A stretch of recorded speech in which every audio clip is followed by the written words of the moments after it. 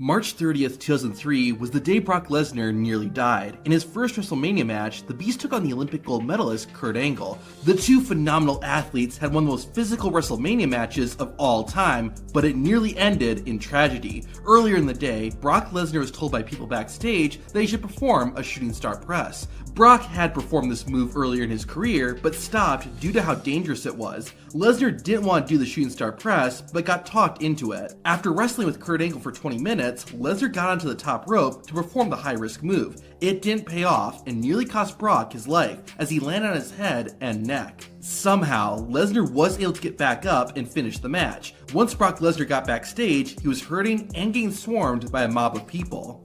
I was getting warm, I was getting sick, and all these people surrounded me, and I was just going nuts. You know, people were grabbing me and wanted me down the stretcher, and wanted me in the ambulance, and I wasn't having any of that. There's a good chance you've seen, or at least heard of, the Montreal Screwjob. In short, Bret Hart was leaving WWE in 1997 to go work for their competitor, WCW. Bret was the WWE champion at the time, and his last match for the company was at the Survivor Series pay-per-view in Montreal, Quebec. Hart's WWE contract gave him reasonable creative control, and he decided not to lose the championship. The owner of WWE, Vince McMahon, wanted Hart to drop the title, but legally couldn't say no, so he did something different. During Bret Hart's final match, McMahon had the bell run and awarded the championship to Bret's opponent, Shawn Michaels. This is all planned behind Bret's back, and the Hitman was just as shocked as the fans. Since this happened on live TV, most people have seen this infamous moment, but few have seen what happened backstage.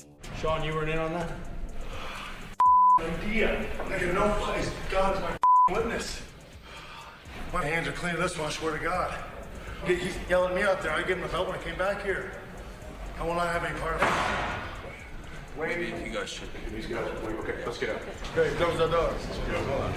After the cameras left, Bret Hart had a private meeting with Vince McMahon. Bret then shared what happened immediately after. What happened? Somehow Vince ran into my hand, but I drilled him. Really, about as hard as I could.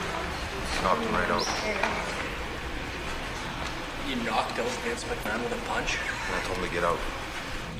Don't look at the camera, try and look from...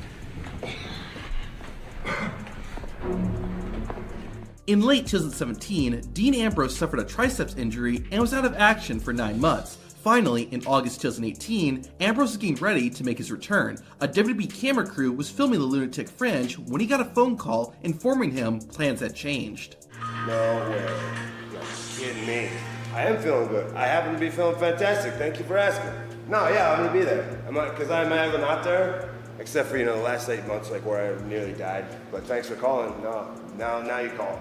I'm gonna get on a plane and go all the way back to the East Coast on about this much notice. I've been back in the game for like 30 seconds and I'm already getting pissed off. Santino Marella was one of the funniest WWE wrestlers of all time, but just like everyone, he can get ticked off. In 2005, Santino was training at WWE's development system, OVW. During a show, Santino was playing a fan in the crowd. He was supposed to act terrified of the boogeyman, but instead laughed. The man in charge, Jim Cornette, became enraged and slapped Marella afterward. Cornette ended up getting fired, and Santino continued his WWE career. Over a decade later, in 2017, while at a convention, Marella and Cornette bumped into each other, and it went as well as you would expect. Get the away from me! I'm trying to walk away from you.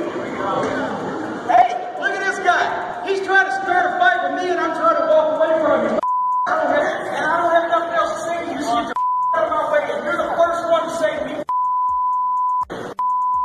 stay there and smile. I slapped you 17 times before, mother. You want it again? Well, yeah. You want it again?